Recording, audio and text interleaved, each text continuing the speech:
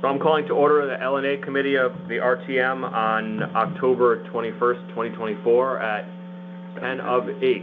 Thank you, Mr. Secretary. Do you already know who's here? You already do know who's here. I do. The only absent member I have is Justin. Am I missing anybody else? Yeah, Karen. Karen's on the phone. Is she on the line? Karen, are you on the line? I know she's in planning to be, but I don't hear her yet. Okay. So she may join. And we've been asked to do our vote on the two items because there are people planning to come to us, so we can take our time on our first two items here. Okay. Can I have a motion on the appointment to the Employees Retirement Board? So moved. Okay. I'll second it. Okay, perfect. Any discussion? All those in favor? Aye. All right. And then we have the grant, the 5-year, $34,000 each for the public health preparedness. Can I have a motion on that? Sure. Jeff, and a second? So moved. Anyway, look at you, right in the mix. All right. Any conversation on this? All those in favor? Aye. Yay. Now I think we need to wait for our guests. I understand we're getting Bill and Phil. I thought we were getting Bill and Phil for the traffic control.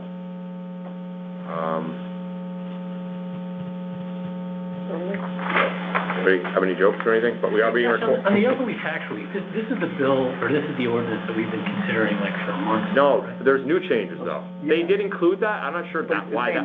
Yeah, I don't know why we It's didn't. the same ordinance though, but there's now new changes. Right, but I'm not sure why they included the changes. There was in the packet are the changes we just made a couple months ago, which was weird. But yeah, there's new changes. There's like two versions. One shows our changes and one shows the new changes. But we approved our changes, right? I think so. So went back to the drawing board. So they're bringing it back again for additional changes. Yeah, I think that was like a language cleanup thing or something, and I don't really. That was one of the questions I was going to ask: is what is precipitating Well, this? we took out the freeze option. That's what they're proposing That was tonight. one of it, yeah.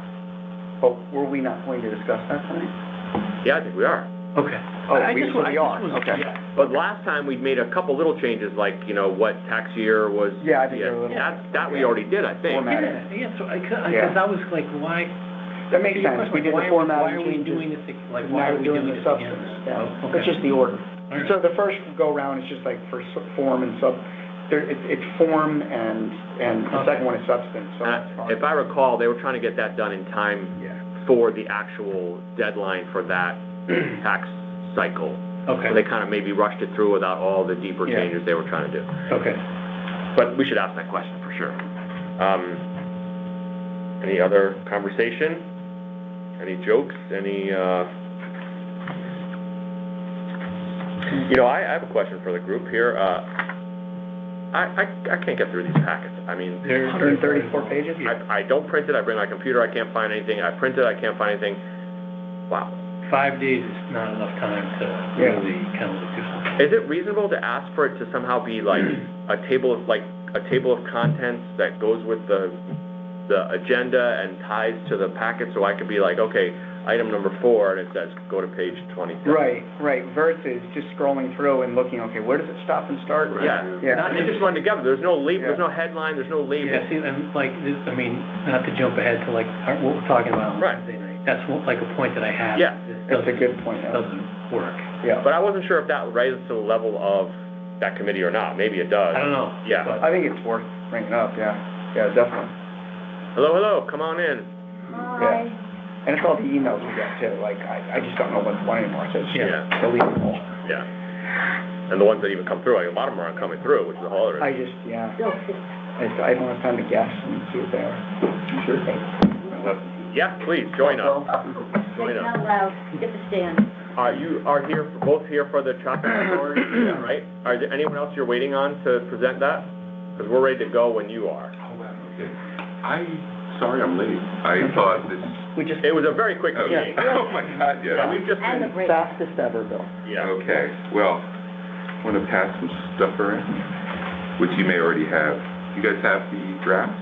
I do. Yeah. think so. In the backup, yeah. Well, It's in Well, if you there. have the draft, Yeah, we do, I believe. Yeah. if you would like a printout, you don't have one, but here is Put it under your pillow. the bill that we refer to. There's, okay. Yeah, I don't have For that. everybody? Okay. Yeah. Yeah, I think there's enough. Anyone need a printout of the traffic authority? Yeah, actually, On the packet. This bill, I don't. Yeah, it was not. I didn't do it, no. Where's the page 3? Ah. 1, 2. Anyone else need a printout? Very serious, No. very. Hi, this is Karen. Hi, Karen. We're just getting to the presentation on the traffic authority, so your timing is very good. Okay, great, thanks. Let me know if, Go ahead, you're on. I just have the one page. that's, substitute. It's, you only have one page? Yeah, the one That's that the says 10 bill. of. Yeah, you even have the That's the draft. bill, but on the, In the backup, there's. in the backup, I have a printout of the backup, which is the draft ordinance. Thank you. You all set, Lenny? Yes. Okay, so,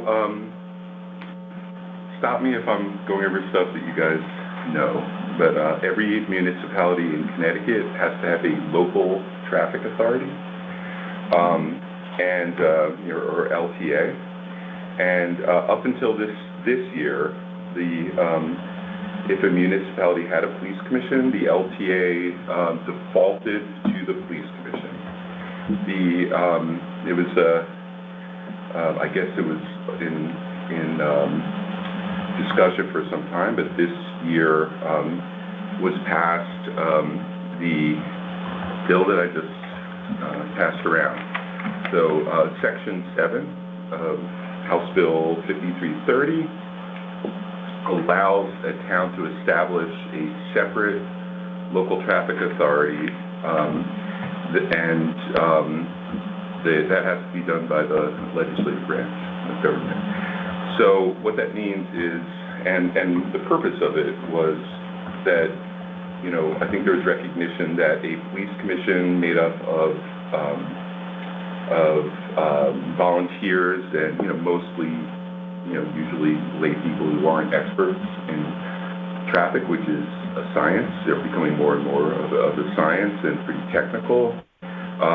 That should give towns the opportunity to have a more professional local traffic authority. Personally, as an RTM member and as a constituent prior to that, it's very frustrating in Fairfield, probably in some other towns as well, but particularly in Fairfield when you are trying to get something to help calm traffic in your neighborhood.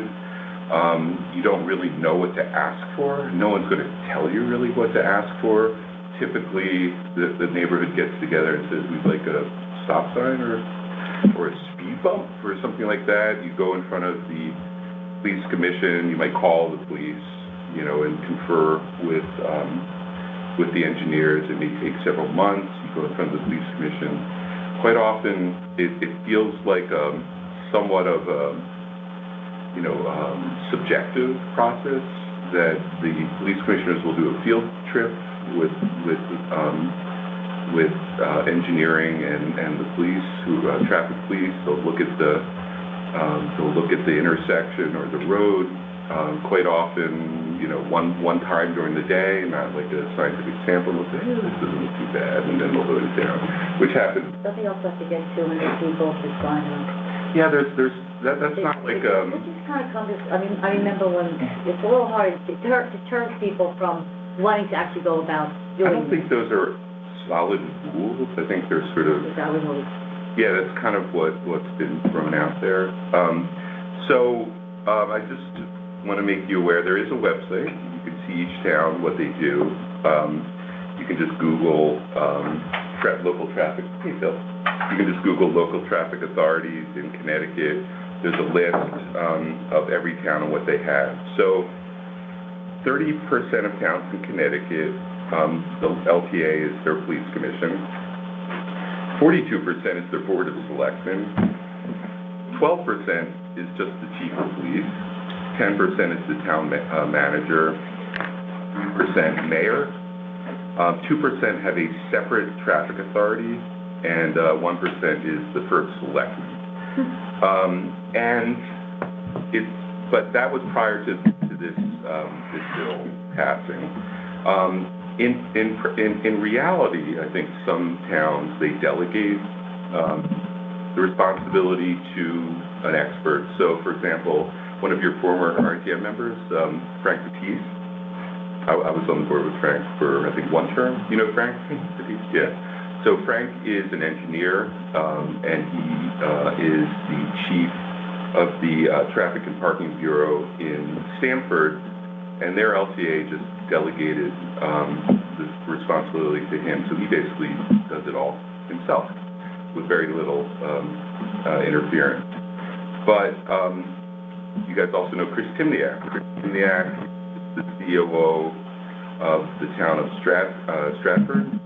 In Stratford, they have what I would call sort of the most similar structure to what we're looking for here. So Chris is the COO. He's on their traffic authority. They have the public works director, the public works supervisor, and the town engineer as their traffic authority. So that's sort of the genesis of this, is that we are a very reactive group. It is lay people mainly. I mean, there were some people who were. I think Ron Pine was. Oh, hey. Ron Pine was a policeman. Sometimes we have, retired policemen, but in general, it's lay people. This is a science. It requires requires urban planning. It's very frustrating for our engineers and our traffic police to put together plans, go in front of this board, and then have things sort of what seems to be subjectively sometimes shot down. So I went and talked to Chief Calamares about it, and he actually wrote. He helped author this draft. He's very much in favor. I met with Kevin Kiley, who's chair of the police commission. He's also very much in favor. I think there's a general recognition that a traffic authority should be managed, run by traffic as your experts in the field, that it's not really anymore something that should be lay people. So that's the genesis of this draft. Like, before we go over the draft in particular, any questions? I just have a quick question. So right now, who manages even stoplights? Okay, we're gonna, that stoplight's gonna stand for 20 seconds. We're gonna look at traffic flow. It's not managed well. Is that done by the LTA within the police division right now? Or is that? It is not managed by the LTA, but so the engineers, and the police, they both have a say. So if someone complains and says this light is on for too long, or at night, it's 3 in the morning, and why is it on for 3 minutes? You can make a complaint, and then Bill Hurley can go and talk about it in front of the traffic authority, and they would vote and say, okay, you can, change the time. Okay. So it'd be done through the engineering or even public works before somebody? It could be done through, actually, one of the traffic, like Hector Irizarry could do it too. I mean, you could initiate that process. The calls come in to whoever you know best. So they're usually, if you know Bill Hurley, you're going to funnel your calls to engineering. If you know the police well, you're going to do it through Chief Calamares. I get emails. So, I think what we should do is try to formalize that process as well. So how does the process work today? It's pretty, it's variable. So if you go to the website, there's something with columns about steps and things like that. But in reality, the way it works is, like I said, if you have a complaint, usually it can go through a number of different avenues. Sometimes it goes directly to the engineering. sometimes it comes to me, often it comes to me, and then we funnel it, or directly to the police. It can go through the Q alert system, and if it's funneled correctly through that system. Well, I guess maybe, how is it supposed to work today? Well, if you go to the website, which this is new, it sort of walks you through the steps that you would start with the traffic police, and then they would determine where it goes, and then sort of walks you through. If you want, you know, if you Google the traffic police website, it shows you sort of the various stages. So start with the traffic police. They'll go and investigate the area. Right. They may do a vehicle count and a speed check for a couple of weeks. They'll look at or put up a black cat, which measures volume and speed. They'll look at percentiles, and they have a, you know, they go by an 85th percentile of the speed limit. So just a question. So, because I want to make sure, like, I understand what's happening today, what should be happening, to think about what you're proposing here. So somebody sends you an email to First Selectman saying, hey, Mr. First Selectman, I think we should put a stop sign on the next side of each street. You're taking that, you're forwarding it to the traffic guys for them to do their evaluation? I will forward it typically, depending on the issue. If it's speeding, usually I'll send it to the police. If it is something that sounds like a structural in architecture, street architecture, it goes to do it early. Okay. Now, you know, if someone says we've got an intersection and we're trying to peek out, and you know that you can't see, you know, oncoming traffic, you got to edge out. You know, that would typically be something where we go to Bill Hurley and like see if there's some way we can redesign, you know, the intersection.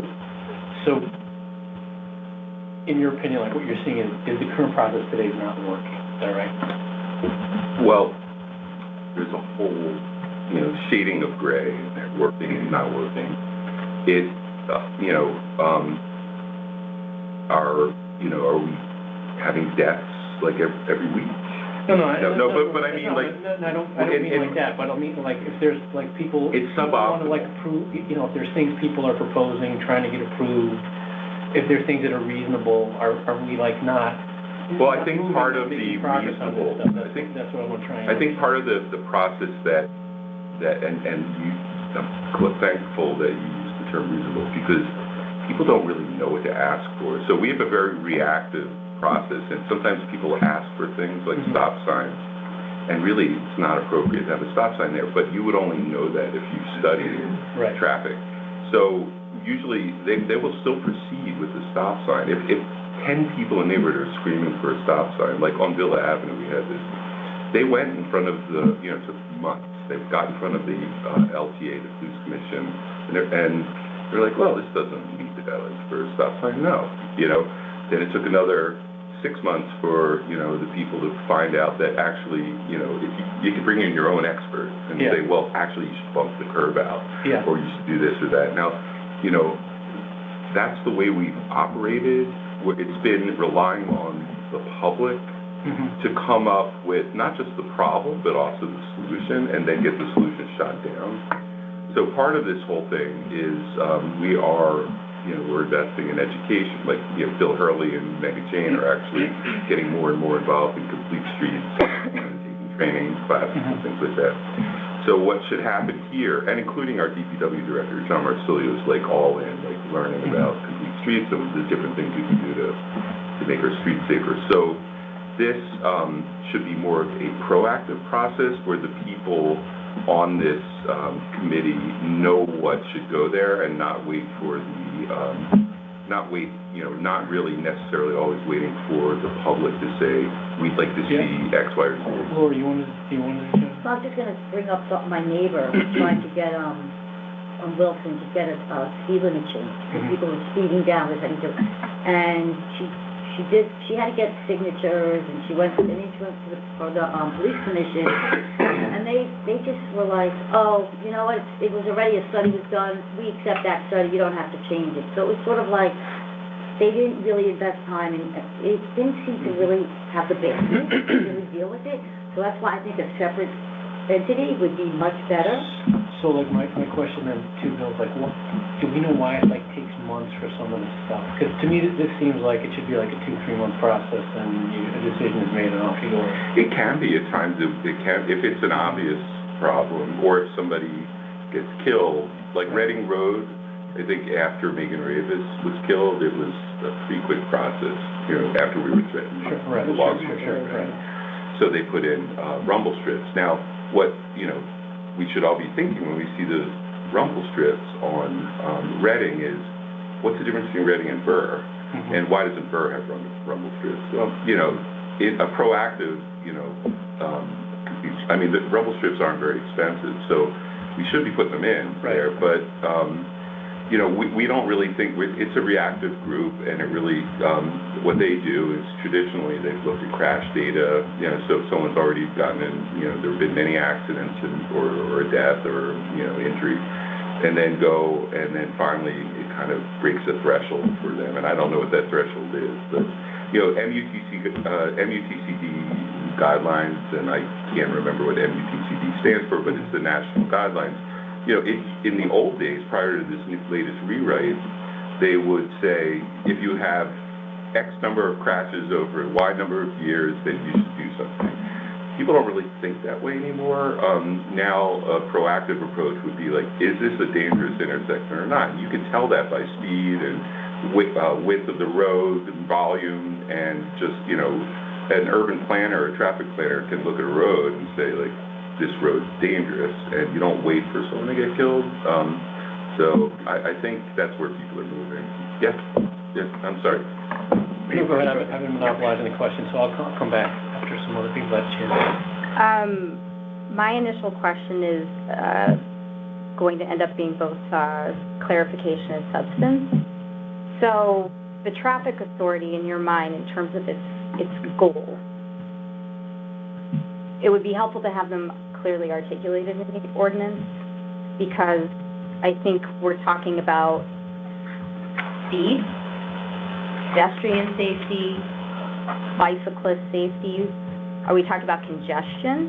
Are we talking about, you know, the movement of vehicles? Because there are people, I'm sure, in this town who would be very happy to have a traffic authority that was also looking at how traffic circulates in the town. And you're also mentioning that you want this body to be proactive, which is great, and not reactive, which it is now, where the citizens complain or something horrible happens, and then something ends up being a result. So in your mind, what specifically are we forming this traffic authority to be focusing its energy on? So I don't think this organization is like a planning organization. I mean, this is a they should be able to assess. Right now, you know, what the bill says, basically they have the authority of what's the LTA authority is already written, you know, so it would be assumed by this group. You know, I don't see this group putting together a plan, because we should have a planning group. We have planners. What this group they should be able to understand the plan, and they should be able to, right now we don't have a group that actually understands the plan. Like, you know, just so you know, like, if you had a year or 6 months ago even said the term, you know, complete streets to this group, like, they had never spent any time, you know, looking or contemplating this street architecture. So we do need, and we are going to hire, and we're looking at, you know, a planner. So then, is this authority's job to field complaints and concerns as it relates to traffic in the town of Fairfield, and a plan? They're not a plan implementer. They are a sort of group that handles issues that the public brings to the fore. Is that, Well, what the LTA does is they approve or don't approve, like, all changes in streets. You know, so if you want to stripe a street in this town, the LTA approves it. So,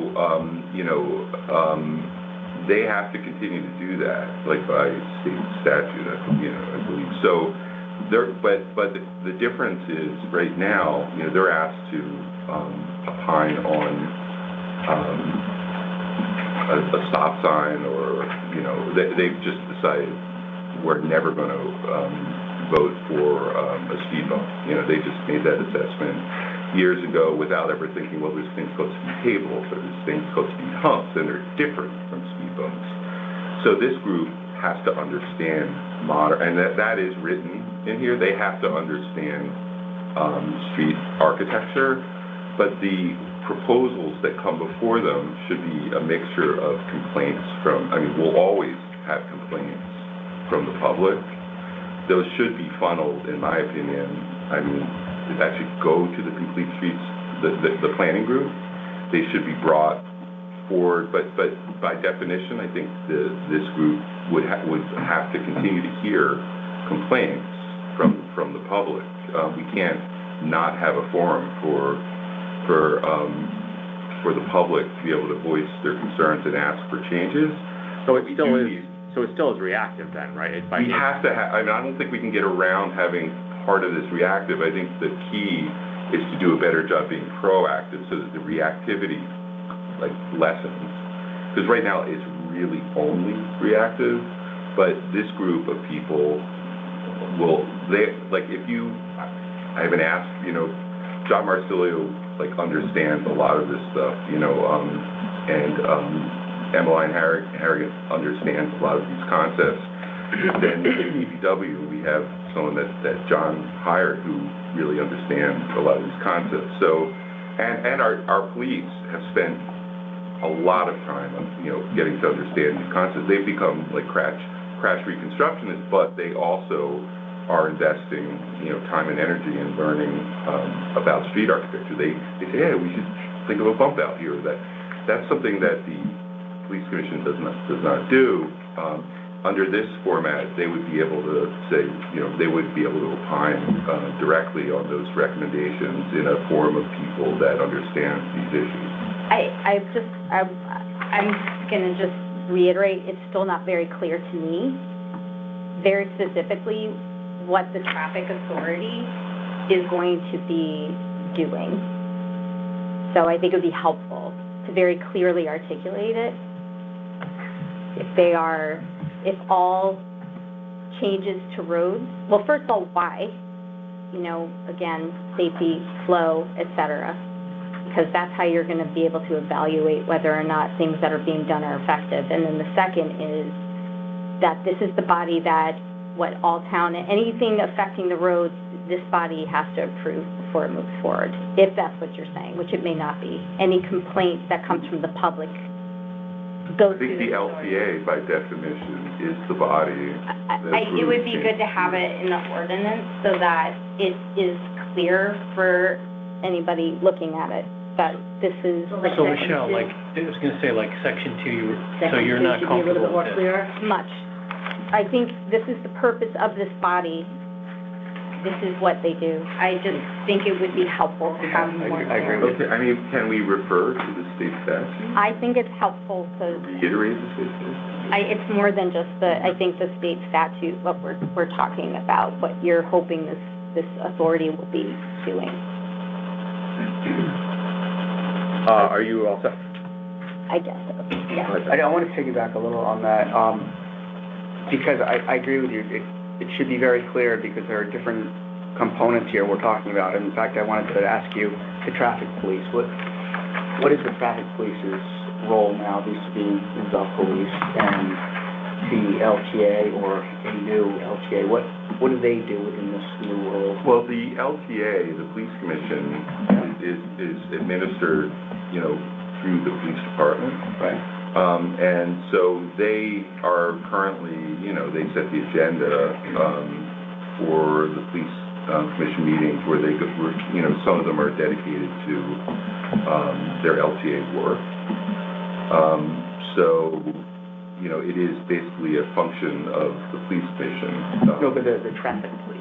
The traffic, what do they do? I mean, where do they fall in this? So they, everything right now. they do collect a lot of complaints. They do, they go to, they ticket people, obviously, pull people over as a response to complaints about speeding, and they do crashing. Okay. Yeah, it's more, they're more enforcement, although they do, they do crash reconstruction, and we have brought them into meetings about ideas, and they have a lot of ideas. Yeah, I'm sure they do. These guys have really invested in it. So I think the question is, you mentioned there's 2% of the towns have their own separate sort of LTA outside of the first selectman. Yeah. Which is interesting, right? It's interesting. I don't know how they were able to do that. So my question is, how all the 98% of towns who don't do that, they themselves don't have expertise within their small bodies, whether it's the mayor or selectmen or, whatever board, it sounds like, and that we would be going to this group of 2%. So I'm just wondering, how do all the other towns, the other 98% that don't have this, they must not have their experts either, right? Yeah, they don't. Yeah. Okay. I mean, I guess I'm just reiterating a fact. That's why the DOT commissioner put this in place. bill, because there's a sense that Connecticut is lagging. Okay. And that our streets are less safe. I like the idea of proactive versus reactive. There will always have to be a reactive element to it that they're gonna have to deal with. There's no doubt. As Michelle said, we don't have a city planner necessarily right now. We might get one. Is that person going to work on the complete streets, or is that the city planner you're referring to? So we have a planner that works in zoning. So we really don't have a real planning department. Like you said, so Emmeline Harrigan is a great planner, but she works in zoning. A lot of towns will have a planning group and a zoning group. But she doesn't know a lot about this. I think we need a planner, but traffic planning is a discipline that's somewhat separate. Yeah. So it may be like a consulting arrangement initially until we can justify, an FTE. Yeah. And then my other thought on this too is I do think it's a good idea to have, I like the way that this is going, because to have experts, because traffic it's a field of study, and it's important that you really can't have late people going through this and deciding whether there should be a stop sign or not, and then that could even become political, to be honest with you. So I think it's good to have experts on this. As Michelle said, I think to have this very codified, what do they do versus the different people or groups that also weigh in on traffic. And you mentioned you go to Bill Hurley now, you can go to Calamaris for all these different, so your idea to streamline the process for people to be reactive or to still voice concerns, there's one streamlined process, and it goes to a group of qualified people. It essentially sounds like what you're trying to do, which I think makes sense to me, but to clarify and spell out exactly what the role is probably is good to do. We can do that, but I just want to be clear, and I don't know, Phil, if you want to weigh in on this or not, but there are prescribed things that an LTA does in Connecticut. So for me, the main purpose of this is to move the LTA from a group of lay people to a group of professionals.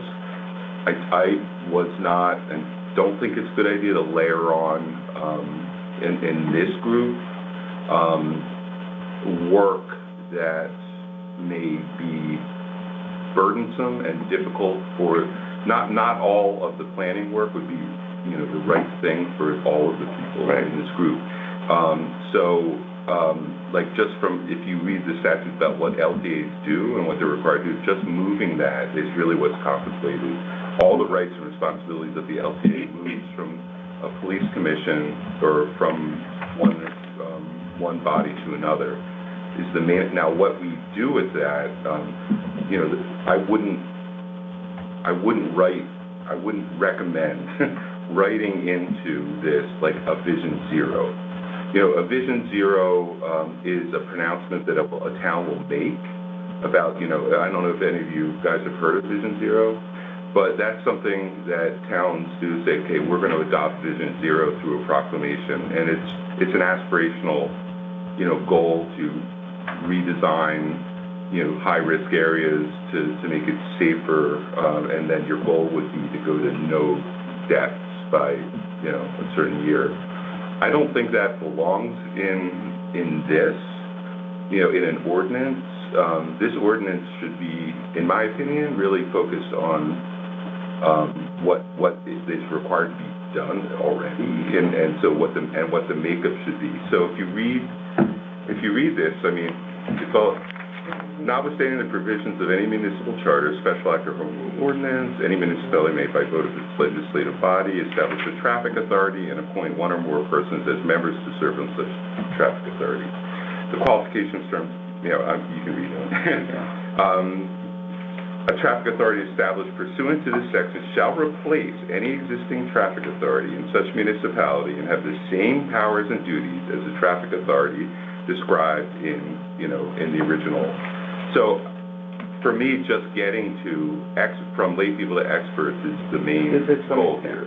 Yep. Not creating, you know, some very high level, you know, because the planning part of it should come from the administration and, you know, and other places, the planning person. I guess, Bill, what that's confusing me on is the planning piece. So your expectation is this group is not actively planning? No, I think this group, some of these people will be in their day jobs involved in planning. Right. I mean, so you're putting people whose day jobs are, you know, seriously embedded in like planning, like, right.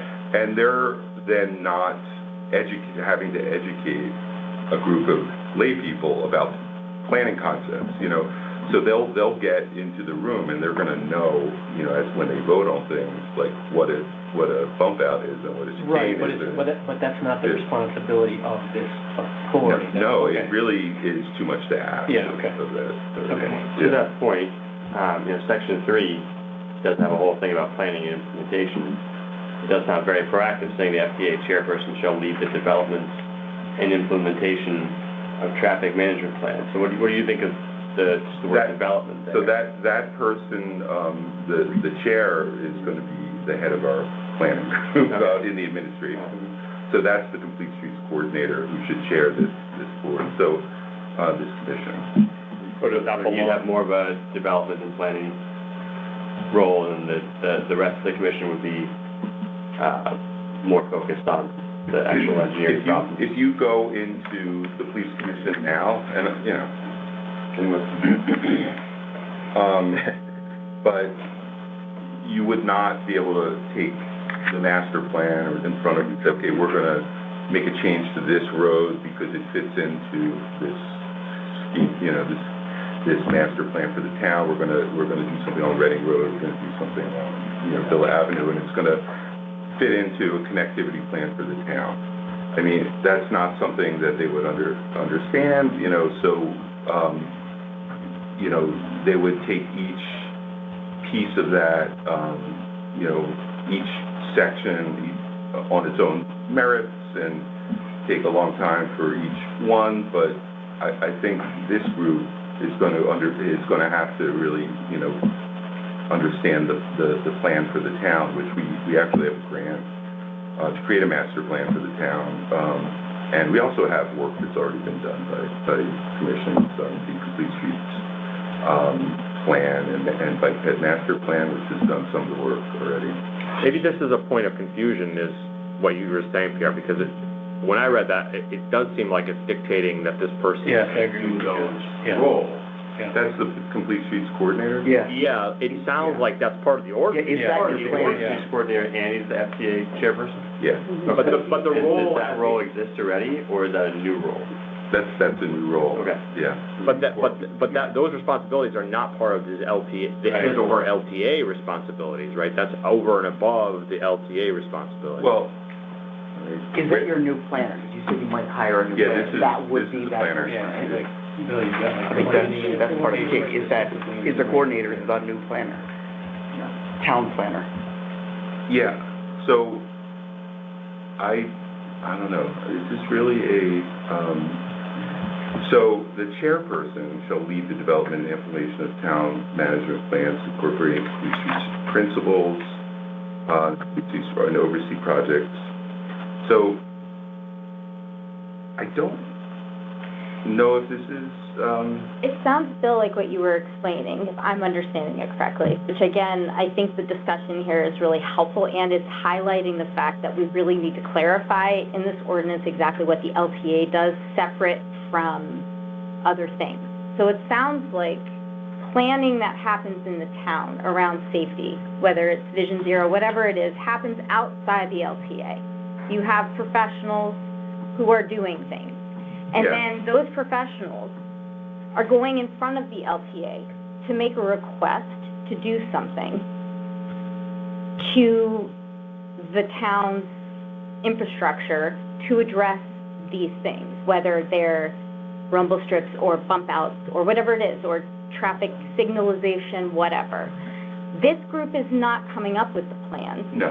This group is weighing in on plans that are coming before them through other means, whether it's town employees whose job it is to do something, or the public who is coming forward to make a complaint about a challenge.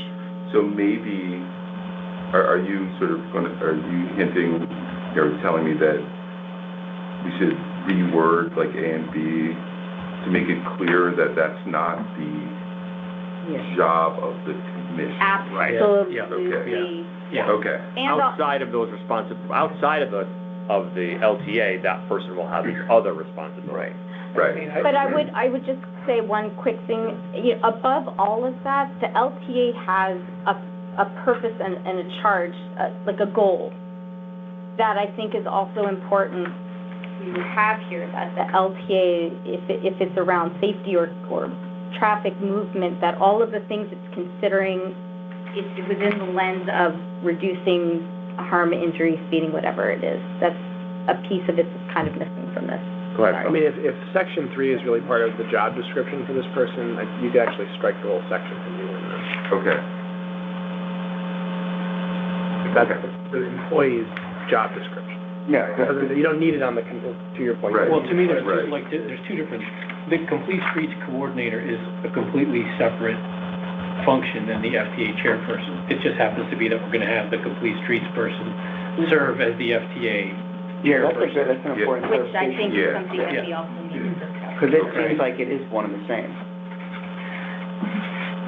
Yeah, it doesn't have to be, yeah, but, that's, there, I mean, I think you have something in here that contemplates if, like, that person leaves, then someone will take over, But is, just back to my other question, is your new planner that, if and when you hire, will that person be this commission, this FTA chairperson? Yeah, that will be. I think that's important, because I don't, And your first Complete of all, Streets Coordinator. I don't think, yes, Yeah. so, and really, it's a practical thing.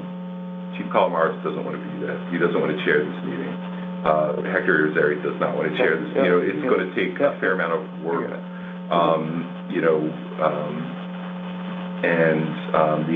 We do envision, that the chair of the police commission should be on this commission. But I think that if someone, if organizing the agenda for this and making sure that everything is explained properly, proper education, I think it's a big job, and you can't really have one of the police doing that, so. Yeah, and I think They're not interested. when you had They're brought up. interested in being on it, Yeah. but not Right. doing. When you had brought up Complete Streets, when you were on the RTM, I think that was one of our questions, were like roles and responsibilities of even Complete Streets, and who's gonna do what, changing process, how's that gonna happen? And now that we might have this, which seems to me like an improvement, it's still, the clarification on, well, who's gonna do what, and let's just be clear with those roles, and Right. if there is overlap.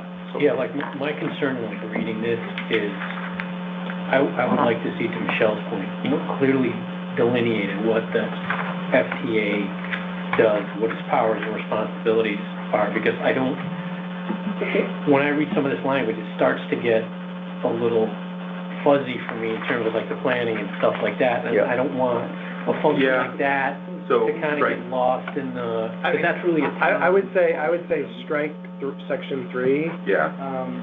I don't think, it may not be possible to list all of the duties of the traffic authority understand that. Well- in statutes, because there's Yeah. like 41 statutes I that understand. implicate the traffic authority. You can certainly list that the duties and responsibilities include but are not limited to, and list some of the duties and responsibilities, or. I'm unclear why, like, the current, like, why we would, I mean, you want to, like, replicate No, you, state no, statutes no, in no, other like, see, words? like, you, and make sure, like, I'm using terms, like, I'm gonna say, like, the town, right, has responsibility for, like, the planning, right? So you can have, like, a complete street person, obviously, there's going to be overlap here, right? But the town's got responsibility for planning what it wants to do with respect to making streets safer. This body will not have that responsibility. Now, there will be members of this body who will have participated in that planning, Yeah. but it's not this body's responsibility. To do that. And I want to make sure that, like, that's clear. And the other thing that I want to make, would like to see, made clear too, is that, like this body doesn't have the authority to just make decisions on its own without, like having consulted the town's plans and like, they can't just go nilly-willy and say, oh, we're gonna put a stop sign here, we're gonna put a stop sign here, we're gonna put speed bumps here, we're gonna do.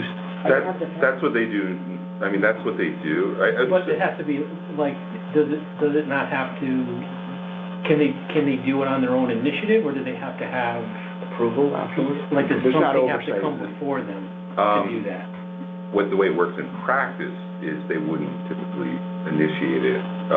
They would be brought to through Bill Hurley. But they could be proactive. I think they can, Yeah. yeah. So And just So they could go to Burr They could do and it. say, They let's could set vote up a measuring tool here to see the traffic, and then we decide that they need some traffic calming elements like the rumble strips or whatever. Yeah, I Without think, anyone it's like actually any having other, called them up and saying, it's like any "Well, other those are commission, yeah. They definitely have the authority to do that. I don't know if they've done it, I haven't really Certainly checked. seek advice and counseling and Yeah, data. if that's part of their authority. Right, they're not gonna go off and do things they don't make. They well, could, that's- but they probably wouldn't. Especially given who's on it, these are like the town employees. I I don't just think it requires an exhaustive list.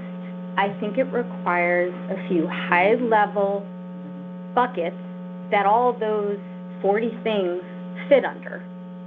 So if this body's job is to review and approve all changes to roads and traffic signalization and whatever, it should be said. I have to disagree with you, because that is by definition their job. So Right now, we don't have a traffic authority. We have a police No, commission let me be clear. We have a traffic authority. in the commission. It's a traffic authority that duty is taken up. It's a separate statutory requirement of a town to have a traffic authority. It can sit in different places, but you need to have one. They are the local traffic authority. They act as the local, it's like a separate role. The police commission. I will just, I'll say this, just the fact that we're having this discussion and it's been going on as long as it has, and I'm not saying it as a criticism, I'm saying it is showing the fact that some clarity would be helpful, because So, that may be so, but this is what Connecticut does. Just so the current, except that it kind of, the current, before this public act was passed, our traffic, the only option was the board of police commissioners. That was the only option because we had one. If we didn't have one, it would default to the next in line, right? So that's what's the changed. option for something specific, that it would be helpful to have So, articulated let me make a suggestion here. I think we're in agreement, we're gonna strike 3.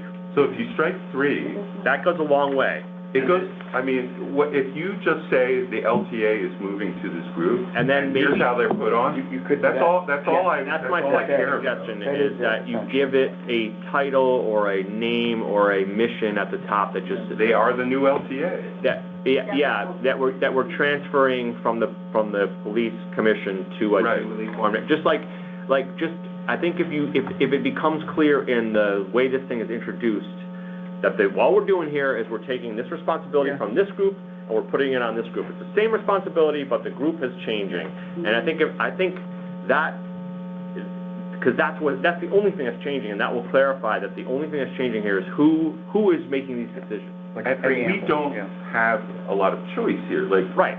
I believe, this is what an LTA does in Connecticut, like. Right, so I'm saying you don't need to explain what LTA is. You're absolutely right, and the fact is that the stuff we want this LTA to focus on is stuff the current LTA could focus on, but they don't. And they don't have the expertise. And they will, They don't have they don't have the expertise, Is the so it's membership just by changing? natural. Yeah. So the membership becomes a group of a planner, Right. DPW. Or experts, not lay officials. But they're not all planners, they're, the DPW person will be, construction experts, and they'll be able to Josh, say. you're right, just a little preamble, I'm sorry.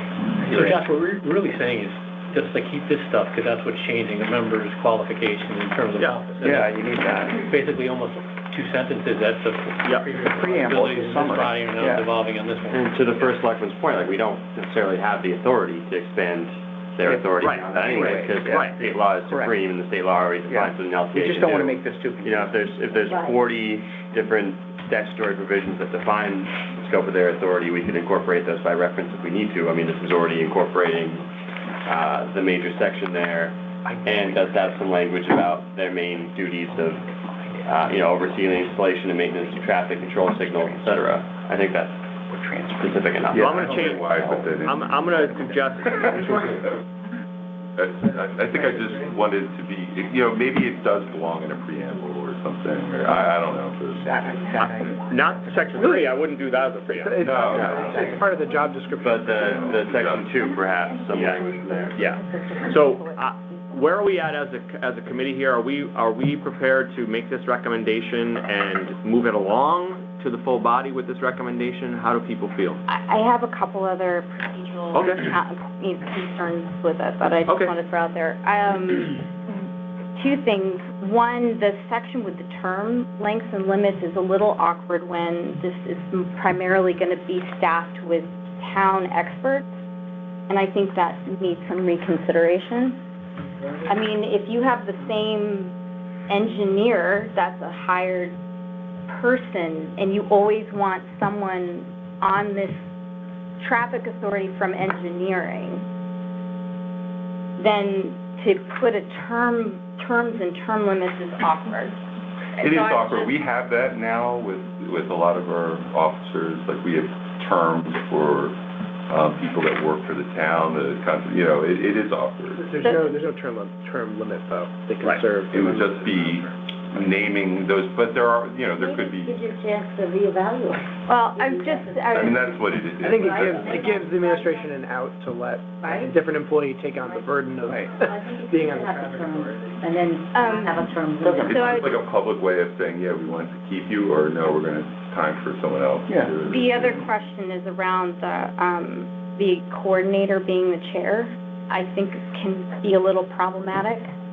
A couple of reasons that are concerning. The first one is just, a coordinator, at least typically, occupies a certain bracket with a certain level of expertise that is not necessarily going to be in alignment with someone that can chair a meeting.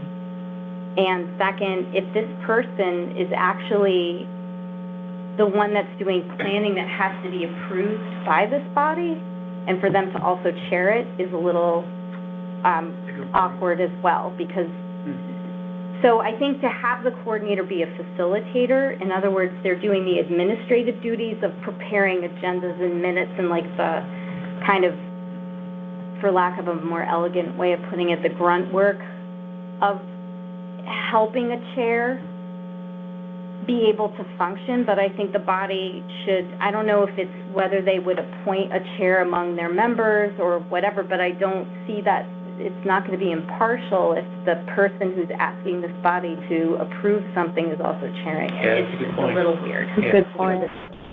Is there a problem with We still have to get the vote. the hot potato? Nobody's gonna wanna chair it, right? Yeah, but the chair decides what goes on the agenda. That's the thing, it's not just a, yeah. My issue is, you know, this chairperson would be the planner that we don't have yet, right? So with Well, the we committee- have, Okay. we have planners that, but, optimally, it'll be someone, and we are interviewing people now. But there are people that could, there are people that are, what'd you say? No, I'm saying it's a complete streets and the planner. So the search for this person wouldn't delay, No, it would be, one of the people that currently, do planning for, I mean, we have people that do, street planning, now, but. So Bill, are you saying basically that this person who is leading the street planning is the right person to be leading this? The person that we're, maybe the coordinator, name, is throwing it off, but is a pretty senior person. And you don't see a conflict of interest. In fact, you feel like it's intentional that you want that It's input. intentional, look, I would understand if you felt it was a problem, but it has never been, it's not a problem for the Board of Ed chair, it's not a problem for the Board of Finance chair, they are The essentially. superintendent isn't the Board of Ed chair, though. So that's the thing, like, The Board of Ed chair basically runs the facilities planning. It's not really the same thing though, I think, because the Board of Ed manages, for example, the budget for Board of Ed. This is not really that function. This is more of a planning function. But- Not a planning function, but responding to, It's not a plan. that's why, again, there's. addressing traffic issues. But here's the, I guess that's where we need a little bit more clarity. So like, if, on the one hand, we're talking about this commission as one that's going to bless projects. And on the other hand, if we're talking about this commission's job isn't to bless projects, this commission's job is to implement or to authorize implementation of things based on, priority, based on studies, based on something. They're making decisions. So it has to be clarified in such a way that it makes sense for the coordinator to chair it, because it's not blessing, it's, you know what I'm saying? See, I agree with Michelle, right? So you could have a situation, the Complete Streets Coordinator, their job, right, and their bias is gonna be to create all these plans that are gonna help make the streets better, right? So that's what they're, going to be looking to do, which is great, but there may be things that this person proposes or would like to do, which the town needs to tell, hey, you know what, we can't, that's not something we can afford right now. But if you have this person as the chair of also this committee, which would be approving this kind of stuff, it makes it, there's less of a break, if you know what I mean. Potential There should be somebody else there to say, okay, hey, we need to take a step back. Who would it be? In just reading this, I would put like the Anyone member other from the than Board the of the Police coordinator. Commissioners would be the chair. You could just leave it up to the commission. Or let the commission, just someone Yeah, let the other than the commission street. They're probably gonna elect the Stipulate complete it, streets. yeah. They are, because no one else is Planner. going to be willing. But then maybe. But they don't have to. you have to define Like how the decision-making That's fine. process in such a way that, Yeah. So what are you saying? Sorry. So Laura came up with it. It's basically the language could say the board will select its own chairman, however, it cannot select the complete street coordinator. That's not. Yeah. Are you saying we don't even need to say that? That goes without saying? It goes without saying that the commission elects its own chair, if you want to exclude that person from Yes, eligibility. that's Yeah. extra language. I think Yes. that's, Is that doable? Is that Yeah. workable? I- Does it feel better? I'm not sure I want to exclude that person. I don't I think know. there's a practical issue. There's May not have a on the chair. commission, though. But it takes away that That's what you conflict that guys do. Michelle brought up. it wouldn't It's be, not a conflict, it wouldn't it's be a overlap. conflict if this body wasn't adjudicating in a certain kind of way. Again, if it was clear I'm not suggesting that the coordinator would be exempted from being able to be chair, but I am saying that roles and responsibilities of this traffic authority would be spelled out in such a way where there is no concern about a conflict of to me, it's a very valid concern. concern. Your concern is valid, I have to So, say. I'm sorry, just lay it out for me so I understand. No, I'm not comfortable putting a person who is going to chair this commission also be the same person who will be primarily responsible for putting the plans in front of this commission. So let's That's exclude, like Laura said. That's all I'm saying. Yeah, so then you So some people exclude. are uncomfortable, I don't think Yeah. that's a deal breaker, you know what I mean? Yeah, just exclude that person from being chairman. I think it's that simple. They're still on the body. Right. No, I think if your concern is my concern, is like who's gonna chair it. Right. It's gonna be a heavy lift, but, Like that. What do you do if Okay, when you... all else fails, then you can do it. How's Yeah, that? like, nobody, none of They- the, Hold none on, of hold the on. zoning people are gonna wanna be the chair of this Rule committee. says other than All else fails. the complete streets chairman. If they want it, then they'll. I mean, chair sounds like a really exciting I mean- job. It's not that exciting. I just don't see what, separating them would do in terms of checks and balances, because they still have to be at every meeting. They would. Telling them about their plans, and there would still be only one vote on the commission Right. They to still approve have these a vote, plans. but that's True, for you but to figure out. Michelle's I just point, try to make like, people they're feel the better. ones they're the ones who are gonna set the agenda, right? So they're gonna They have a want little to be more push, a primarily little more responsible. say and influence. and- Right. Plus, if you're the one that came up with the plan, and you're the one chairing the meeting to approve the plan, right? It just gives you a little bit. Well, what's the alternative, Ken? Who is the alternative? Another member The head of of the the police commission. commission. Another These are member. staff, these are people They're who not, are not I gonna mean- want. Who are volunteers, like. Well, they're I mean, gonna- Then we're back to where we are now, where you have a Josh, commission what's that your doesn't want to do thought? So anything, just right? tell me what your thought is. Is there another way at this? Can we say, is there a way at this where that there's nobody who can be like overly controlling with the agenda or something? Is there a legal way to write it such that the agenda is more open and the chair doesn't have control Monopolize it? on the agenda or something? Or maybe if I you don't were understand- I don't clear understand why it's a about what problem the to have- traffic authority did, that it was not just the complete streets coordinator and all of their job Yeah. duties are then going to be overseen by the traffic authority. If every member of the authority is coming to this body to do certain things, that isn't just approving plans that the coordinator is putting before them, then it would assuage some of these concerns about a strange setup. And I don't mean that in any sort of nefarious way, I'm just saying, like, if it's an oversight board for the work of one person, and they're also the chair, that's strange. Can't any of these other I members? don't know that it be is. the I chair? could see it as an advantage. I hear what you're saying, but I could see it as an advantage. If you have somebody who's dedicated to this work, and then a team around the table of experts who have been brought to judge this work, who better to be the one? But it's also not, I don't think you wanna tell, like, the police that they're not bringing things. I mean, they're bringing their own things to the table. DPW is bringing its own things to the table. The planning director is bringing their planning ideas to the table. Yeah. But that's only a part of it. Yes, I agree So, with that. I don't really know who could chair this that is, like, and unless you wanna go back to and I really don't think a layperson should be chairing this. So, that kind of defeats the purpose. But Bill, you say a layperson is, okay, layperson as it exists now.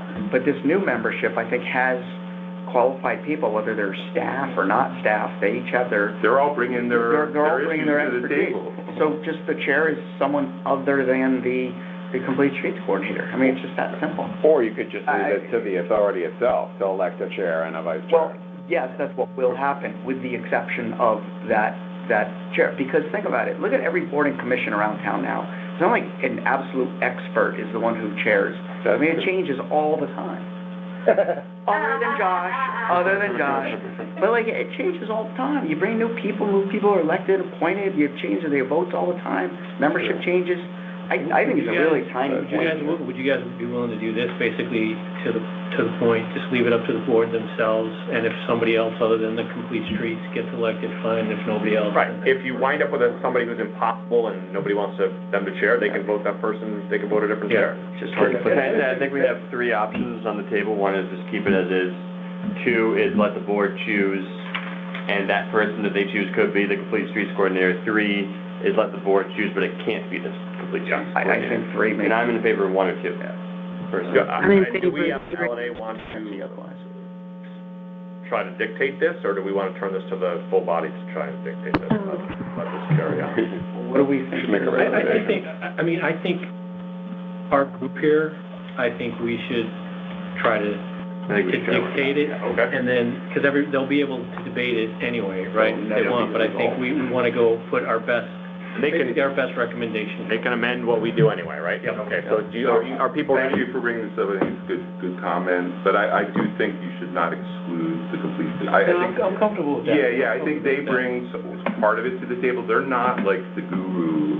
You know, if you've been to any of these meetings, you would know the police have pretty strong opinions about things too. So as does engineering.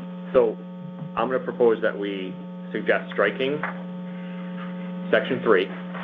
We suggest adding a small preamble explaining that really all this is doing is changing who holds this authority. And then I'm going to suggest, and let's see if you all agree, leaving it up to the board to vote for their own chair.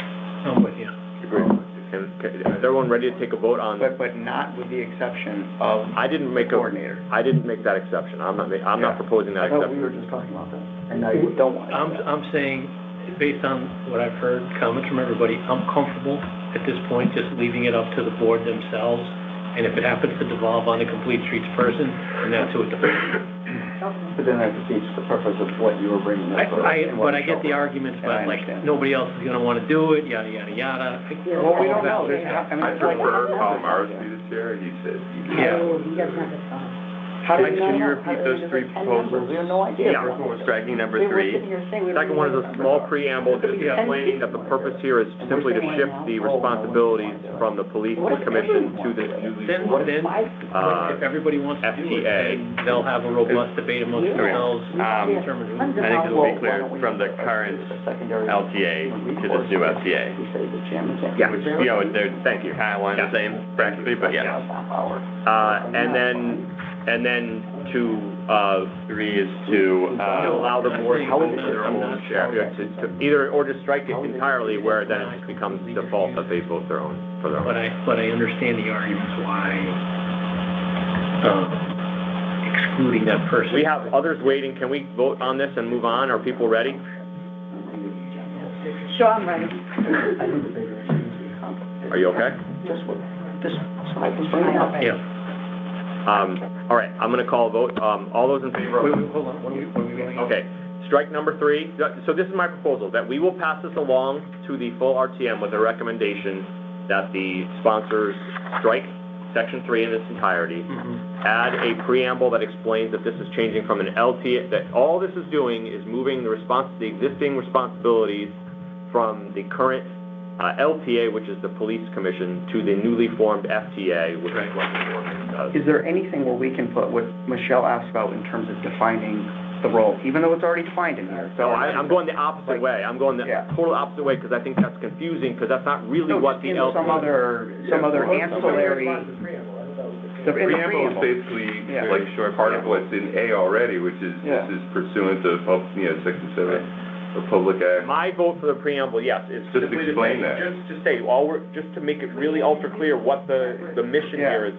Yeah, to write the mission. It's not even a preamble, it could just be, instead of Well, establishment of a it's a chapter. new purpose section of the. Okay.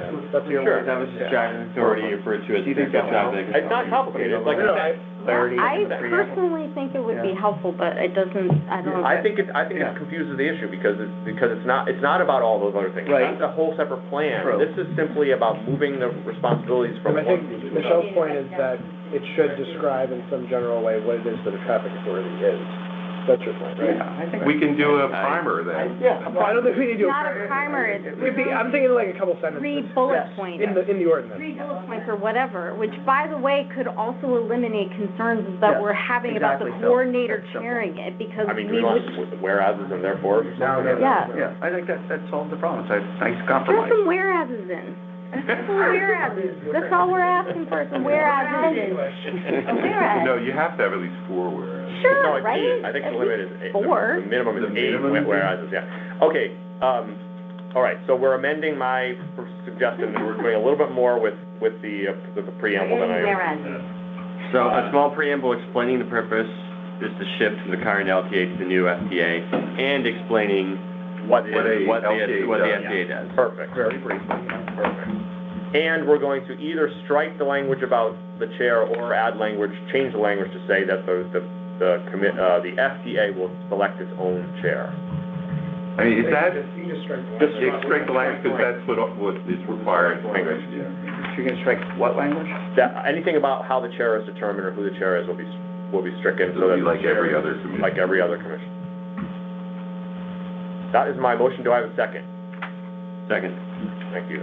Any other discussion, or can we vote on this? Are we, just a quick question, are we gonna then be seeing a revised? when are we seeing a- My proposal is that we move it on like this, but we can amend, anyone can amend my proposal or strike it or whatever, but maybe you want to bring it back here and review it again. No, but we are gonna be reviewing a new version of this that you're saying at the board table. At the full body table, is what Okay. I would suggest. That's fine, I just wanted to be clear that we're gonna see another version of this. Really, I mean, I'm thinking for the future too, for like years and years going forward. Right. Does anyone not like the idea of sending it on to the full body and want to bring it back here? I just don't like the third element here. I know. I know, okay, so I don't wanna vote again, I like everything else, it's just that one. You want to separate that item? I think that might be a good idea. Okay. Can you do that, Pierre? So we're going to take out the item about striking the I think chair what Laura language. suggested, I think that's the best. Yeah.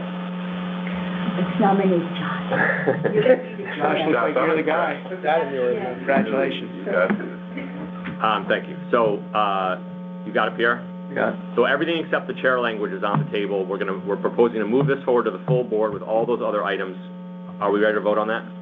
But you're also striking, right, we're in agreement with that? Yes. Yeah, okay. Three, adding the preamble and moving it to the board. Okay. We're all comfortable not seeing this again Right. until it comes before the That's the full question. body. Yes. Everybody's comfortable with that? I Yeah, think the rest of it's pretty straightforward. Okay. yeah. All those in favor? Aye. Aye. Any opposed? Any abstentions? Okay, Jeff, do you want to make a motion? Separate. Well, we Regarding- already didn't put it in. Right. So right now, Oh. it's reading the way it's reading. Or someone can make a motion to make that change.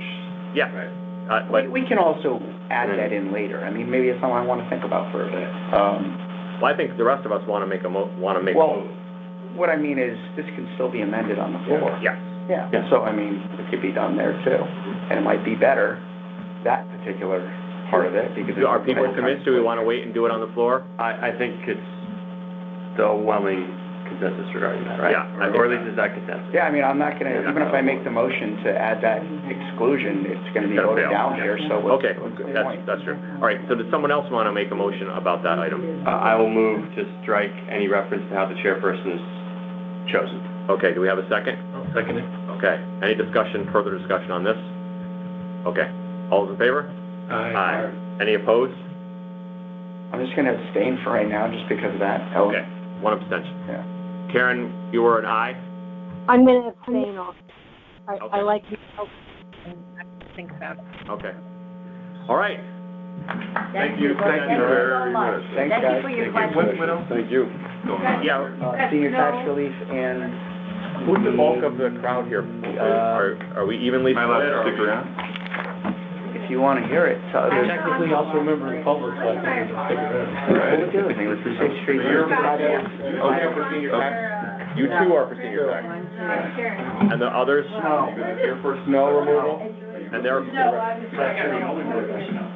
so they're just spectators? They're just enjoying, they're just, Yeah, but They don't have anything else to do. apparently not. thank you, Phil. Thank you. Just tell me what. I don't know Thanks, Laura. if you guys need me for. He's your boss. I don't think so. Do we feel like we need legal representation for any of these other items? I don't think we do. The only thing would be the sidewalk. The snow, okay, let's do that one Yeah, next then. let's maybe Okay. do that. Yeah, that's a good point. Okay, That's appreciated. yeah. Okay, so, Number 8. sidewalks is up next. Who's presenting sidewalks? Okay. No worries, but we're doing this together. So, I mean, this is, I mean, Chris,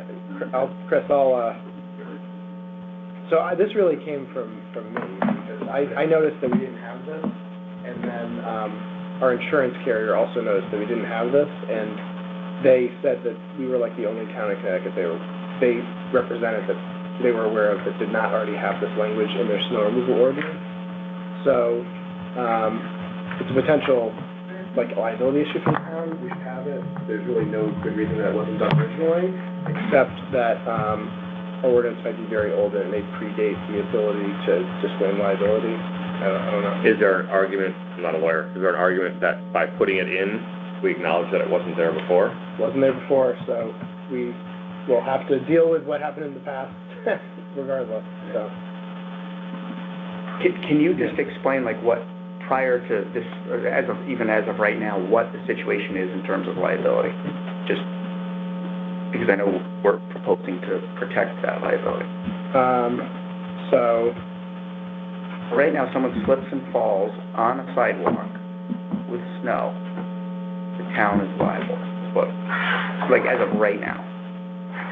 And we're the only town in Connecticut like that? Connecticut, we're the only town that our insurer was aware of that didn't happen. So your insurer was aware. So, I don't want to say that the town would absolutely be liable.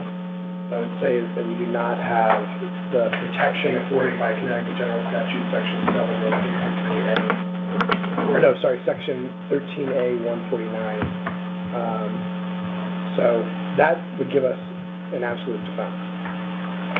So we can just claim that we're not liable, and that takes, we can just say, we're not liable for that in our ordinance, or we're not liable for that in our ordinance. Statutes authorize that where the municipality has delegated to the property owner the power to remove snow. Okay. Right now, you said you have to remove snow. It's now uncertain who's liable, And of course, they're gonna go after the deep pockets, which is gonna be the town. which is the town, right? And that's for any public sidewalk that abuts a driveway or personal property, I mean, which is pretty much everywhere, right? It's many sidewalks, Yeah. it's not everything. Yeah, probably not every, so then, like, down the post road, it wouldn't, no, that So would be this is true. really being driven by our insurance, the town's insurance. Well, I mean, I actually recommended the change before the insurance company said that, but then they said the same thing. I thought this was already the thing. How does it? I think everyone thought that this was already in existence in town. I guess what I don't understand is, like, how does this protect us? Because so section 13A 149. 13A 149 of what? Connecticut General Statute, there's, all the language is in the ordinance. So what we've done is, we've incorporated, the statute here, and it says the town shall not be liable to any person injured in person or property caused, by the presence of snow or ice on a public sidewalk unless the town is the owner. So, in front of, Sullivan, if we don't clear the snow for Sullivan, obviously we own the property, we would be liable. Right, high school, the high school, right, other town properties. But for all the other private properties where the onus is on the private property owner to clear the snow, the town would not be liable. It's a public sidewalk, right? But doesn't that protection come with section 13A 149 of the state statute? Only if we've adopted it in an ordinance. So that's what this is. And it says, provided the town shall be liable for its affirmative acts with respect to the sidewalk, so if it, undertakes to clear the sidewalk and does it in a negligent manner, Right. then. Right, so if we go beyond what we're obligated to do, we can expose ourselves to liability, potentially. And does this relate as well to damaged pavement? If someone falls on damaged pavement in front of someone's house, who's liable? Pavement? In other words, if there's a pothole in the sidewalk. This doesn't address that, right? It's just about snow. It does not apply to, it's just sidewalks, it doesn't apply to. Well, what if it's a sidewalk we have sidewalks where there's a 5-inch rise in the middle of nowhere because a root pushed up the sidewalk. The property somebody- owner has not been You're talking about- identified as having to solve that problem, Yes, unlike the Fairfield snow. has not put the burden on private property owners to repair and maintain and replace sidewalks. Other municipalities do that, we have not done that. And so there's no this doesn't change the Does liability not for change the that. liability analysis for that. It's only about snow, ice, and rubbish, right? No ice and trash. And trash, right? And is there any thought of changing it about maintenance of sidewalks too? Is that on the table, or is that not? Not part of this report. No, but I mean, why not? that's a pretty big change, I don't know. That sounds like a big burden. I'm not arguing for it, I'm just asking the question. Like, because of the cost incurred by the homeowner to put in pavement? I think it's a pretty controversial change, but. Yeah, I agree. I'm not proposing it, I'm asking, like, I have no plan.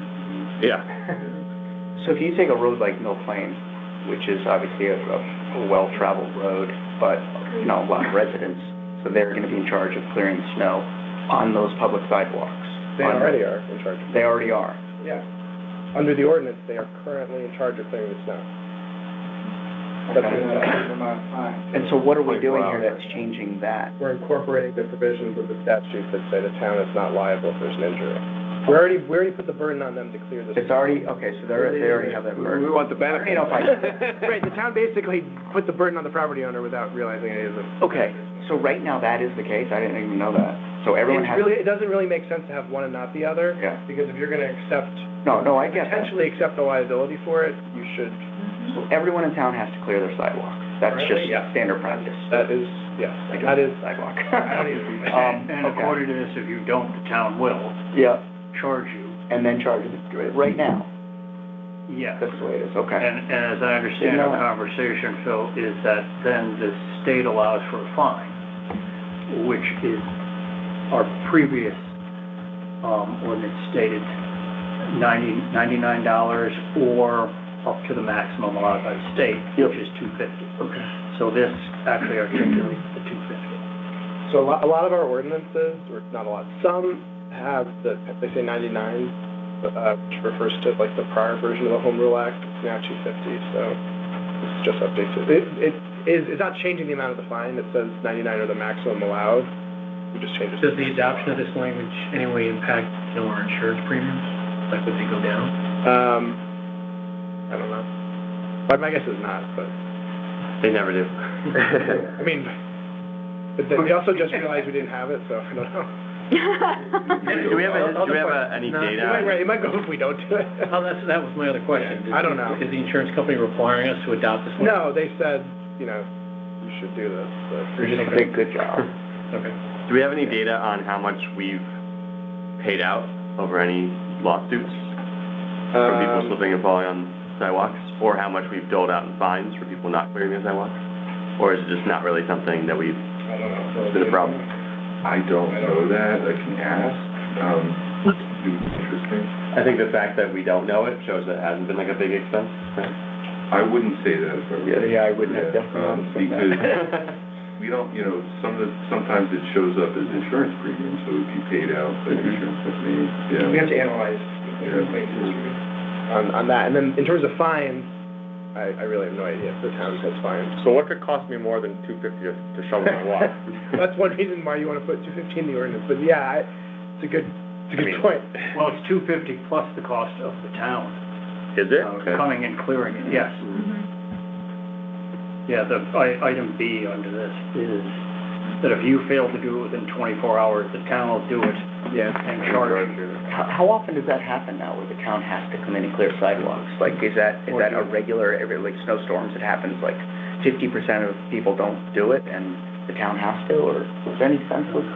I know, my wife I'm sure there's plenty of people. run a lot and walk, and there are people who just never do it. People never do it. She would call, and they would send you a notice. Okay. And then eventually, if they wouldn't do it. Yeah. I wonder if they even know that they have to. I mean, there's gotta be plenty of people who don't even know that. I think most people who have sidewalks know, Okay. because, but, with no snow anymore, it may never be. That's another thing. No, that's a It's fair. probably a good thing to remind people about as the winter season approaches. Yeah, so we are, we have reminded people. That's good to do, yeah. If they, It's like last year, the issue with having your basketball hoops too close to the road, the plow was hitting them. that's always good. Okay, anything else on So, this item? Phil, bottom line is, all this is doing is just taking the liability off the town for something that had already been existing, or it had already been existing, and that Change was the obligation. gray in terms of the obligation earlier. The obligation was clear, the liability was The liability, yeah. resolved. I'm good with this. Any other discussion on this I item? understand. As a personal injury lawyer, I hate it. Town's always got the deeper pockets, but opportunity, right? as a representative, I like it. I mean, that's the quote right there. That's the quote. All right, all those in favor of moving it out to the full body, say aye. Aye. Any opposed? Aye. Do we make a motion on that? Yeah. Who made that motion? I forgot. Who made that motion? I did. I said okay. And who seconded that motion? I did. Okay, thank you. Thanks, Pierre. All right. Thanks, Phil. Thank Thanks, you. We have one last item. Thanks, Phil. Thanks, Bill. I'd have one in your shop for me. Yeah.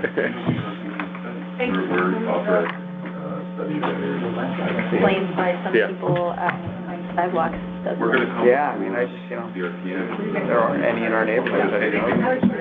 So now we're back to 7, right? Third is Reading and the, a whole, like, yeah. So, All right, yes, let's move on here. Let's, I have, Ross Murray and Mark McDermott dialing in also. okay, great. I just wanted to wait for them We had a question, oh, Mark's on already. okay, great. We had a quick question maybe before you, while you're waiting for people to join, which is, we just approved some changes, right? Yeah, but that was only that was just some housekeeping items. That we hurried through because he wanted to get them done in time for the next cycle, right? And this is a deeper dive into Yeah. okay. There were no design provisions that were actually changed in that. It was Right. really just housekeeping to Gotcha. align it with, Gotcha, thank you. yeah. Sharon, who are you getting on? Who's joining? Ross Murray, the Okay. tax assessor. And who else? Mark McDermott's already on. Yeah. I got you, okay. All right, go ahead. Are you ready? Do you have your people? Ross, are you here? I'm here. All right, cool, awesome. All right, go ahead, take it away. Okay, so, just as an introduction, I just wanted to start on page 48 of the backup. Oh, Is it this? I could start with that. No, don't do it on my account. What is the name of it? I don't have page. 48, page 48 has just like that one pager that describes the different types of elements of the program. Gotcha. It's page 48. Overview of the Option one. elderly and disabled tax relief? No, okay. Got three And options. Senior Citizen and Disabled Tax Yeah, Relief yeah, Town page Program 48. 2023.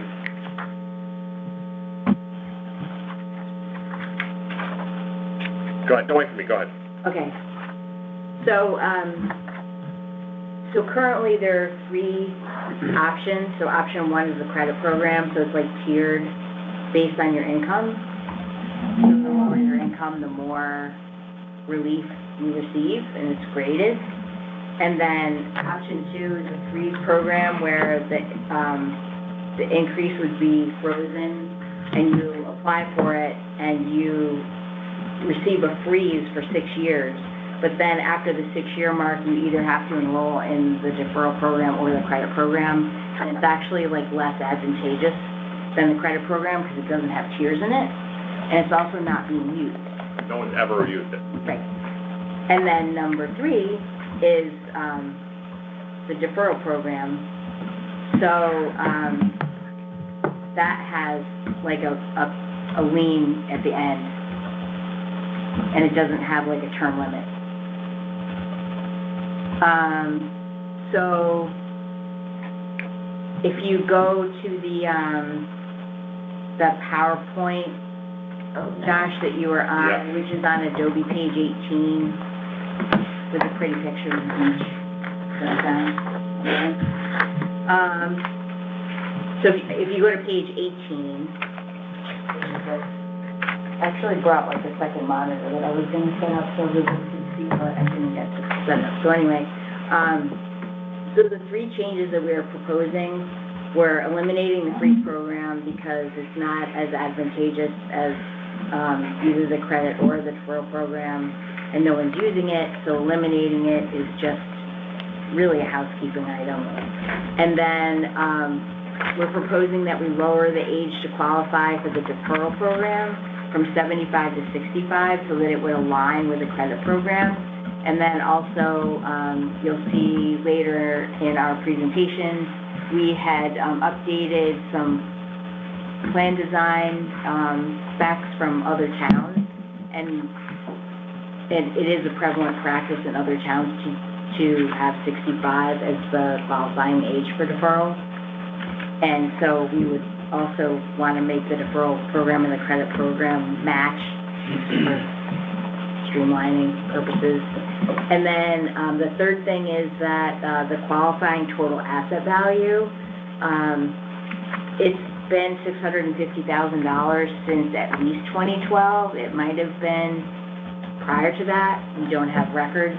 And we know that a few years ago, it was proposed to raise that from 650 to like 682.5. We weren't able to find the math or the reasoning for why it was 682.5.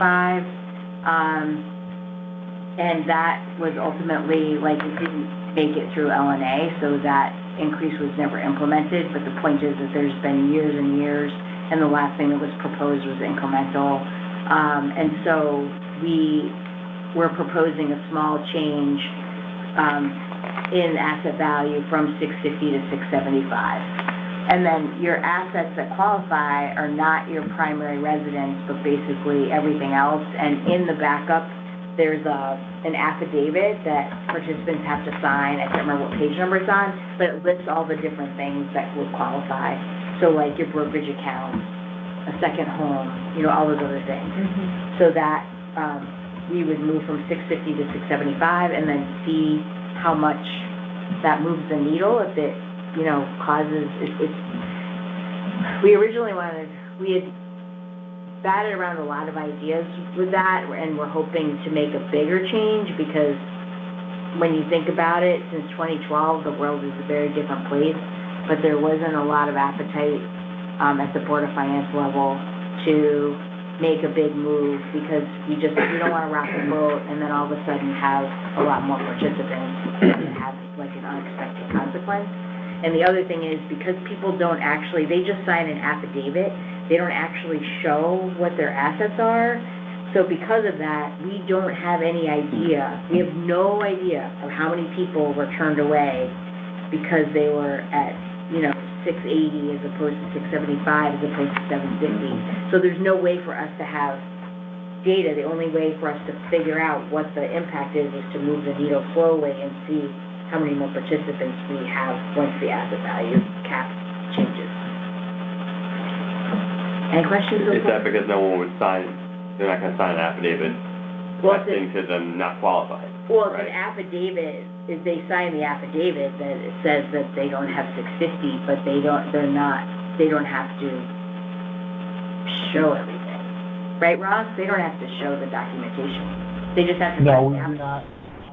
We do not get, No, they sign the affidavit and, allegedly they don't have more than $650,000 in assets. And I should know this, does this include 401k assets? It does. Yes. That's a pretty... Yes, it's all your financial accounts, bank accounts, whatever investment accounts you have. Like Sharon said, a second home, savings accounts, checking accounts, whatever assets you have, just not your the house that you live in. Didn't we approve our hesitant? Didn't our hesitant we have to say that again? Or hesitant signing the affidavit, or they are signing the affidavit? No, they sign the affidavit, but they don't have to actually show the tax return. Yeah. So the problem is, he tells people 650,000, right? And they go, yeah, sure, and they're ready to sign it. Well, yeah, but also we don't know people who are calling up and say, what are the qualifications? And you say 650,000 and say, okay, thank you. Mm-hmm.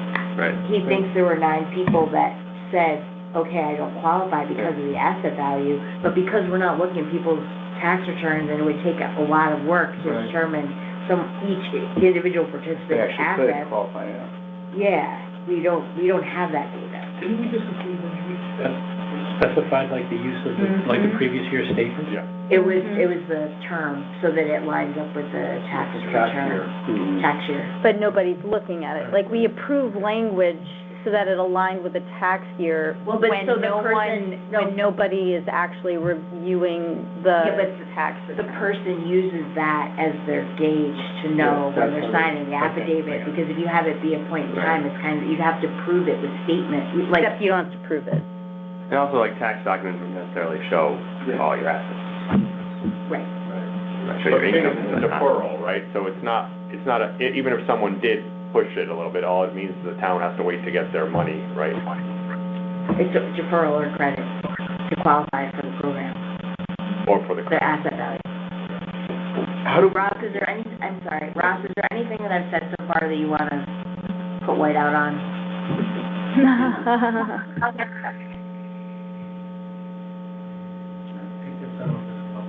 Okay.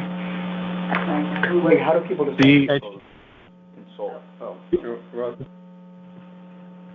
Hey, Sharon, could you repeat the question? I couldn't quite catch that. I just wanted to know if you wanted to elaborate or correct anything that I've said so far. No, pretty much what you said is accurate. You know, we have people that do call or just come to the counter and inquire about the program and will, you know, not even submit an application once they find out what the QTAD limit is. So we don't know if they're, like you said, at 670 or, you know, 800.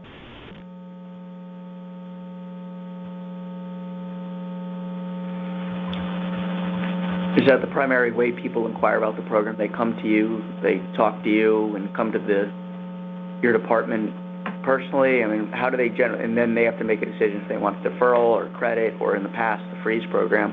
Do they, I mean, I just can't imagine this, you know, they're going to make that decision on their own necessarily. I mean, some people. Do they seek your advice on that, or how does that work? Some do, but most want the credit program because, you know, once we explain, you know, what the benefit's going to be, the credit's clearly the best program. Yes, you can see if you look on PDF page 20.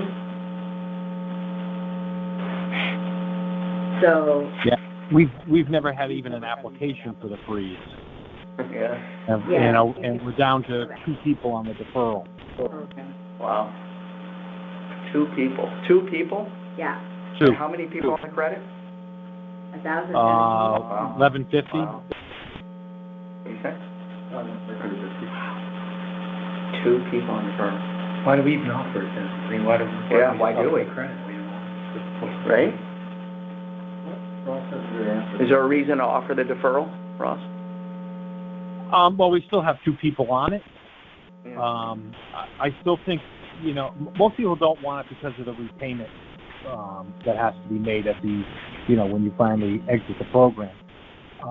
I still think if you need cash in your pocket, that's the best program. They could put the most dollars, you know, if you have a bit higher income level. But, you know, again, it's just a few people that want that program. Just grandfather for the people who are using it and Good. But the income level for the deferral is $96,000, so it's higher than the credit. Yeah. I think, it's not right. It's a solution in search of a problem. If only 2 people are using it. It's not, Gotcha. Yeah, so. Okay, so if you take a look Here's at- the thing with the deferral program. Basically, there's no really downside to the town because they get the money back when the property is sold, and they get, you know, a little bit of interest on that money. Where the credit, it's all on the town, right? I don't think, you know, in the years I've been doing this, even just moving the age down and increasing the QTAV, I don't think we're going to see a huge increase in people running to the deferral program just because of things we've heard over the many years is like, well, when I sell my house or I pass away, then my kids have to pay the bill or whoever has to pay the bill. We're like, yeah, okay. But if that's what you qualify for in this program, then that's what we have. So I don't think it's going to move the needle really at all, but I think we should get in line with what most of the towns in Connecticut are doing, which the age is 65. And I think we should raise the QTAV because people are living longer, they're saving more if they can, and whatever relief they can get in whichever program, which of course the credit is best because they don't have to pay anything back, and the freeze is basically non-existent in anybody's thinking. Mark, question for you though. So you're saying you don't think it's going to move that much, but lowering the age from 75 to 65, you don't think that's going to have a significant impact? I just from sitting through these meetings for 8 years, and hearing comments when public used to come to the meetings, like we don't get any public at these meetings anymore. Just the comments from there, people just, they don't want to have that burden of having to pay that money back when whatever happens in their life, whether they pass or, and whoever they pass the house on to or sell it, there's going to be, money taken out that goes to the town directly. So I don't know. I mean, listen, we're proposing this because I think we should try it because participation is down. Even with the changes that we made or / Board of Finance made with the income levels and those different levels, we still see participation declining. So this is the only way right now that we can, try to get more participation. Even if you defer a couple of thousand or a few $1,000s a year, if your money's tight, it's an opportunity for people to take advantage of that.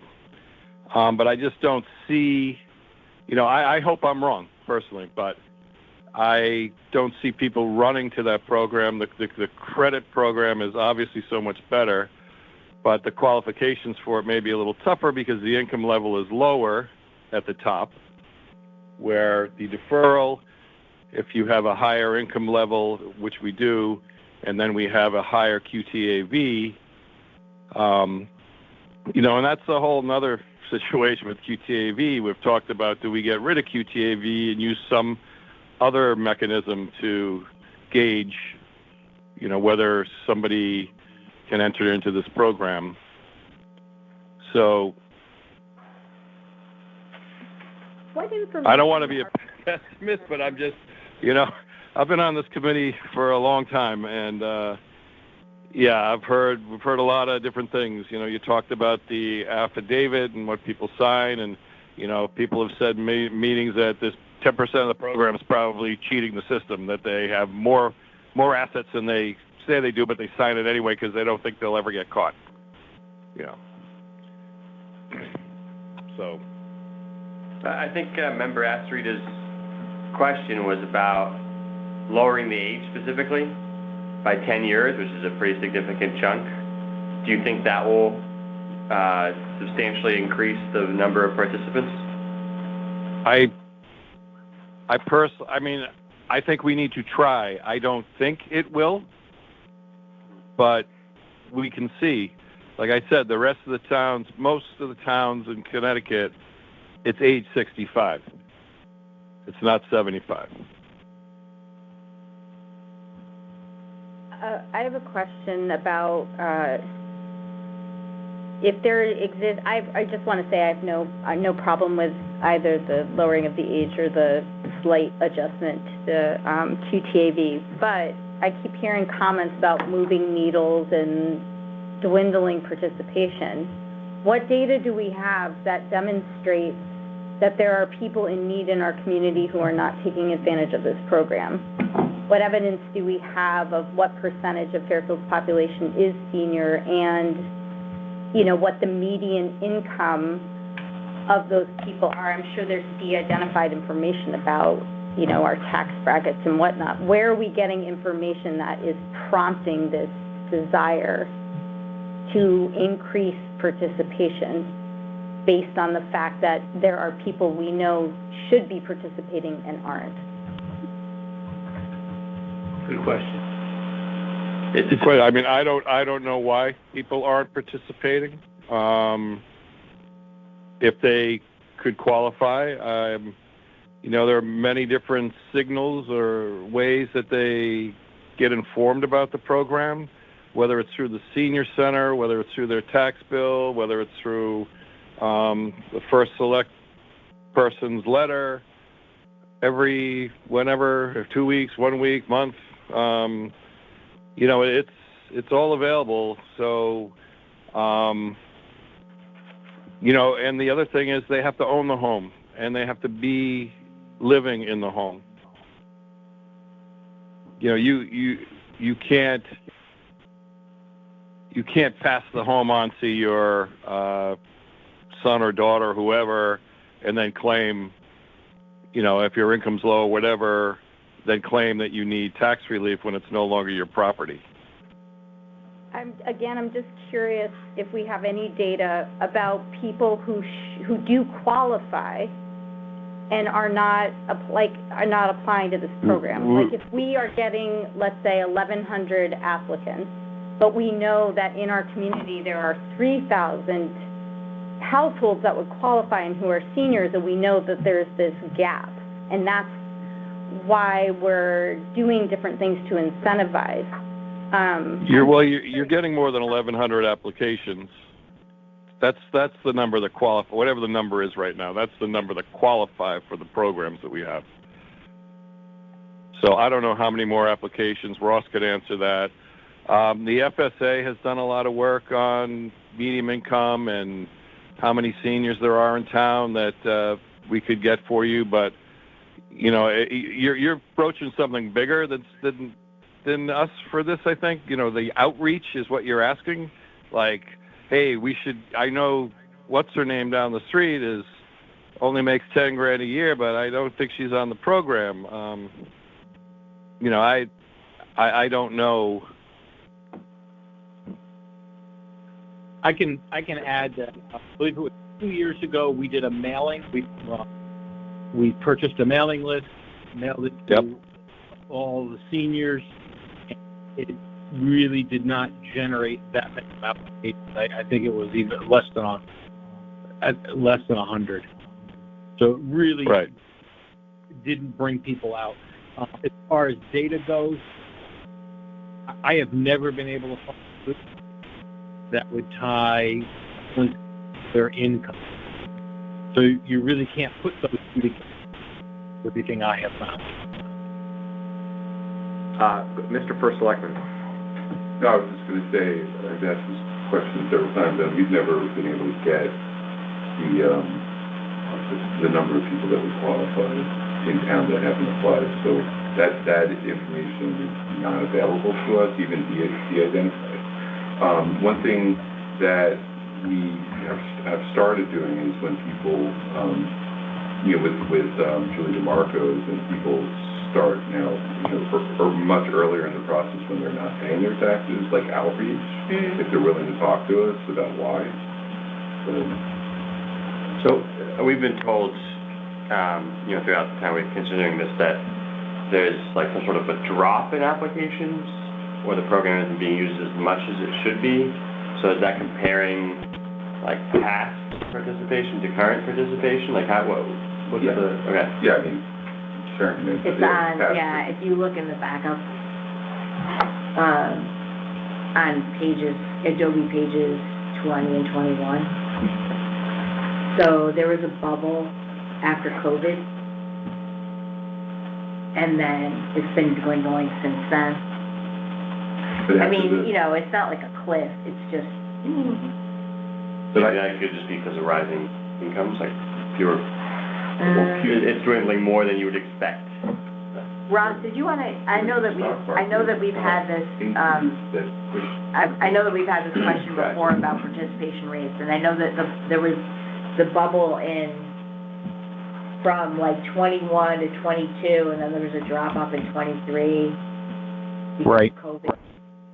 Well, the applications that we were taking in 20 and 21, we did not take applications. The governor granted an executive order and said that anybody who was on the program could continue. So for 2 years, pretty much nobody came in except unless they were a new applicant. After COVID and the 2 years following that, where all the applicants had to come back in, it took 2 years to revisit everybody. That's when we started seeing, a high number of people dropping off or not reapplying. But we see runoff mostly from people passing away and selling their homes. That's the two primary reasons. And we're not seeing the new applications replacing them. All right, let's move this along. I wonder, Bill, too, like, if even the senior center could do some sort of communication. I don't know if they do any, or that the... I could ask the woman who runs it. For the age-friendly initiative. Good question. Right? Because there's... They did. I thought they did. I think they tried. Did they? Yeah. They do, and we've held let's say workshops there in the past to talk about the program where many seniors attended. Just one example, why do people fall off? Well, I was knocking on doors a few years ago, and a woman and her husband answered the door, and then we started talking about the senior tax relief, and she said, well, we were on it until this year because I made a little bit more money. So they fell off. And I was driving by that neighborhood a few months ago, and I saw that their house was for sale. I think maybe the husband might have passed. He wasn't well. But, they were seniors. They were on the program. They fell off the program because she made a little bit more money at her job that she had, little job she had. But now that house that was seniors in there is, I don't know who it's sold to, but obviously they're no longer living in that home. So there's about 300 fewer families benefiting from this program over the last 4 or 5 years, but we don't know exactly why that is. I mean, I think that makes sense to raise the QTAV, for that very purpose, because maybe you will now see, if salaries are going up slightly, you could see more people apply to this. It's definitely worth trying. What's the projected cost to the town of making these changes? There is no cost to the town because the town gets the money paid back. Go ahead, Mark. There's an initial cost, right, of not collecting taxes this year or next year, but whatever, 5 years or 6 years or 10 years down the road, or they could pay them off whatever they want too. That doesn't necessarily, they can say, hey, I don't want to be in this program anymore. I want to pay off my tax bill that I owe, whatever. But there's no cost. The cost of the town is in the credit program. Can we take an action here? Yeah, Who wants to make a motion? Move this to the body, or to do something else? No, that's fine. The red lines are on, 40. Michelle's making a motion. Do we have a second? Yes. Jeff is seconding. Any other conversation on this item? All in favor of moving it to the full body? Aye. Aye. Any opposed? Any abstentions? Motion to adjourn? No. Right. Thank you, Josh. I just had a question, I'm sorry. What else is anything going to be voted on Monday? Those first two items that we voted. Those first two, okay, I didn't know which ones came to us for the first time. That wasn't a big, there we go. We would have been tougher on you if you were first in line, maybe, but. Yes, I wanted to defer. Tired. Thanks, Ron, thank you, Mark, thank you guys for that. everybody. Thank you.